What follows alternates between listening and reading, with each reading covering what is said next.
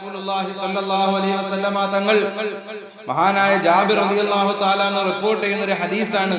അല്ലാഹുവിന്റെ പ്രവാചകൻ പറയുകയാണ്, ഇദാ കാന ആഖിറു ലൈലത്തിൻ മിൻ റമളാന, പരിശുദ്ധമായ റമളാനിന്റെ അവസാനത്തെ രാത്രിയാകുമ്പോ മുത്തുനബി തങ്ങൾ പറയുന്നു, എന്റെ പ്രിയമുള്ള മുഅ്മിനീങ്ങളെ,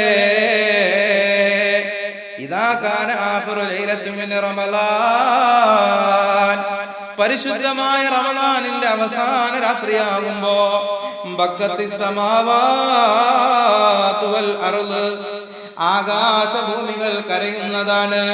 ഹബീബായ പ്രവാചകൻ അവിടെ നിന്ന് പറയുന്നു, അവസാനത്തെ റമളാനിന്റെ അവസാന രാത്രിയാകുമ്പോ ആകാശഭൂമികൾ കരയുന്നതാണ്. പിന്നെയോ വൽ മലായിക, മലക്കുകളും കരയുന്നതാണ്. എന്തുകൊണ്ടാ കരയുന്നത്? മുസീബത്തുൽ ഉമ്മാ, സമുദായത്തിന്റെ ഉമ്മത്തിന്റെ ആ ഉമ്മത്തിന് പിടിപെട്ടിരിക്കുന്ന മുസീബത്ത് കാരണമായിട്ടാണ് ആകാശങ്ങളും ഭൂമികളും മലക്കുകളും കരയുന്നതെന്ന് നബി തങ്ങൾ പറഞ്ഞപ്പോ സഹാബത്ത് ചോദിക്കുന്നു, യാ റസൂലല്ലാഹ്, ഐ മുസീബ, ഏത് മുസീബത്താ നബിയേ, എന്ത് മുസീബത്താണ് നബിയേ, എന്ത് മുസീബത്ത് വന്നിട്ടാണ് റമളാനിന്റെ അവസാനത്തെ രാത്രി ആകാശങ്ങളും ഭൂമികളും മലക്കുകളും കരയുന്നതെന്ന് സഹാബത്ത് ചോദിക്കുമ്പോ അല്ലാഹുവിന്റെ പ്രവാചകൻ അവിടെ നിന്ന് സഹാബത്തിനോട് പറയുന്നു, സഹാബാ, എന്ത് മുസീബത്തെന്നറിയോ സഹാബാ?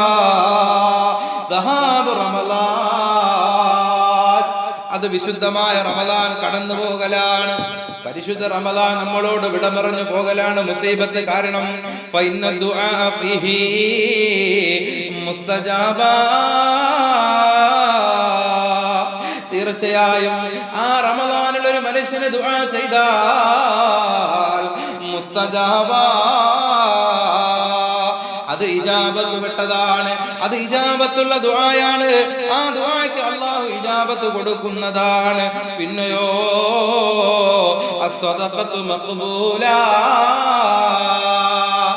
ആരെങ്കിലും ആ മാസത്തിൽ ഒരു സ്വതക്ക കൊടുത്താൽ മഖ്ബൂല,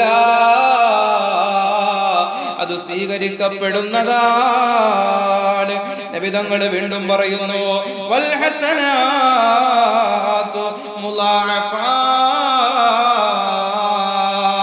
നന്മകൾക്ക് ഇരട്ടി ഇരട്ടി പ്രതിഫലം കൊടുക്കപ്പെടുന്നതാണ്. പിന്നെയോ നബി തങ്ങൾ പറയുന്നു, വൽ അദാബ് മർഫൂആ, അദാബ് എന്ന് പറയുന്ന സംഗതിയുണ്ടല്ലോ, ശിക്ഷ കൊടുക്കുക എന്ന് പറയുന്ന സംഗതി ആ മാസത്തിൽ അല്ലാഹു ഉയർത്തപ്പെടുന്നതാണ്. അദാബിനെ അല്ലാഹു ആ മാസത്തിൽ ഉയർത്തിക്കളയുന്നതാണ്. ഈ പറയപ്പെട്ട കാര്യങ്ങളൊക്കെ ഈ മാസത്തിൽ മാത്രമല്ലേ ഉള്ളൂ.